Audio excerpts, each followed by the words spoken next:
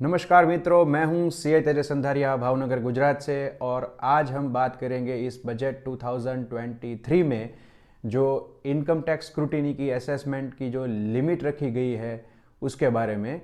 और मेरे इसके पहले जो बजट 2023 के वीडियोस ऑलरेडी मैंने जारी किए हुए हैं, उन सभी का एक प्लेलिस्ट बनाया हुआ है जिसकी लिंक मैं आपको इस वीडियो के डिस्क्रिप्शन में दे रहा हूं, जहां से आप वो सब वीडियोस एक साथ एक्सेस कर पाएंगे। तो चलिए आगे बढ़ते हैं आज के टॉपिक में।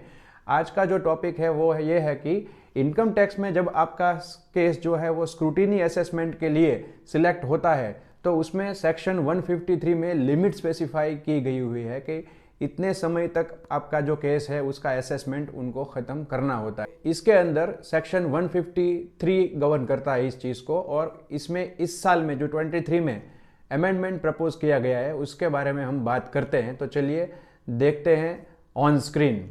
तो देखिए आपकी स्क्रीन पे पहले असेसमेंट ईयर 2021 के लिए क्या प्रोविजंस थी, तो उसमें आप बिलेटेड रिटर्न या रिवाइज रिटर्न कब तक भर सकते थे, 31/3/2021 तक।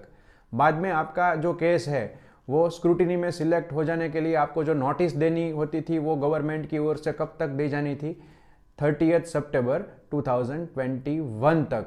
और उसके बाद जो आपका असेसमेंट कंप्लीट करना था उनको, जो हमारा मेन टॉपिक है आज का, वो तारीख थी 31 मार्च 2022। तो ये था 2021 का। लेकिन उसके बाद 2021 के बजट में जो चेंजेस प्रपोज किए गए उसकी वजह से हुआ क्या कि 2021-22 जो असेसमेंट ईयर है उसमें वहाँ पे 3 महीने की कटौती की गई। मतलब कि 31 मार्च 2021 के बदले 31 दिसंबर 2021 तक वो तारीख नीचे लाई गई। मतलब पहले जो असेसमेंट ईयर 21-22 के लिए एक्चुअली मिलनी चाहिए थी 31 मार्च 2022, इसकी बजाय वहाँ पे 3 मंथ घटाए गए टैक्स पेयर के लिए। तो वही 3 मंथ जो बच गए गवर्नमेंट के पास वो उन्होंने आगे भी यूज़ कर लिए। और देखिए जो दूसरी जो तारीख है मतलब नोटिस निकालने की, वो गवर्नमेंट को वैसे ही 6 महीने मिल रहे हैं, वहाँ पे तारीख हो गई 30 जून 2022। 3 महीने वैसे कम किए गए पिछले साल के मुकाबले, लेकिन गवर्नमेंट को उतना ही समय मिला 6 महीने का। उसके बाद आप देख सकते हैं कि उसके बाद की जो तारीख है, देखिए लास्ट कॉलम में 31 दिसंबर 2022, वहाँ पे भी 3 महीने कम किए गए, लेकिन वो टैक्स पेयर के हिसाब से जो घटाए थे वही थे। गवर्नमेंट को तो उतना ही समय वहाँ पे भी मिल रहा था, मतलब कि नोटिस निकालने के बाद वहाँ पे 6 महीने मिल रहे थे।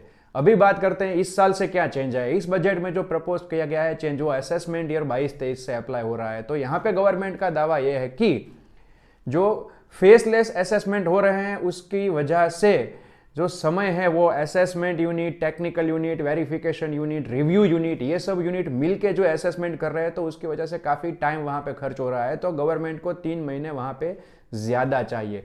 तो इसके लिए जो चेंज आएगा वो सिर्फ लास्ट कॉलम में आएगा। अदरवाइज आप जानते हैं कि असेसमेंट ईयर 22-23 के भी जो लास्ट डेट है रिटर्न फाइल करने की वो है 31 दिसंबर 2022। उसकी जो स्क्रूटिनी की नोटिस निकाली जाएगी उसका भी वैसे ही अनचेंज रखा है टाइम, वो भी है 30 जून 2023। लेकिन देखिए अब लास्ट कॉलम में चेंज आया। लास्ट कॉलम में कर दी गई वहां पे 31 मार्च 2024। मतलब कि जो 9 months from the end of relevant assessment year था, वो शब्द वहां पे बदल के 12 months from the end of relevant assessment year कर दिया गया। मतलब कि गवर्नमेंट अभी वहां पे असेसमेंट के लिए वहां पे 3 महीने ज्यादा ले सकती है। और एक बात कर लेते हैं कि अपडेटेड रिटर्न का जो कंसेप्ट नया आया है अभी, तो वो अपडेटेड रिटर्न में प्रोसेसिंग की लिमिट क्या थी, असेसमेंट करने की लिमिट क्या थी, तो वो जो लिमिट थी वो इस तरह से थी कि आप जब भी रिटर्न फाइल करते हैं अपडेटेड रिटर्न, वो रिटर्न आपने जिस फिनेंशियल ईयर में फाइल किया उस फिनेंशियल ईयर के एंड से 9 महीने तक का टाइम दिया जाता था। उसकी बजाय अब क्या किया गया, इस बजट में प्रपोज किया गया है कि वहां पे भी गवर्नमेंट को 3 महीने ज्यादा चाहिए। तो वहां पे मिलेगा वो समय भी फाइनेंशियल ईयर के एंड से 9 की बजाय 12 मंथ्स वहां पे भी हो जाएंगे। तो यहाँ गवर्नमेंट ने ये दोनों लिमिट को इंक्रीज करने का ये प्रस्ताव अभी इस बजट में रखा है। अगर इसके बारे में आपके कोई ज़्यादा क्वेश्चन है तो आप मुझे इस वीडियो के कमेंट से पूछ सकते हैं। और इस वीडियो को लाइक और शेयर करना और इस चैनल को सब्सक्राइब करना मत भूलिएगा। धन्यवाद।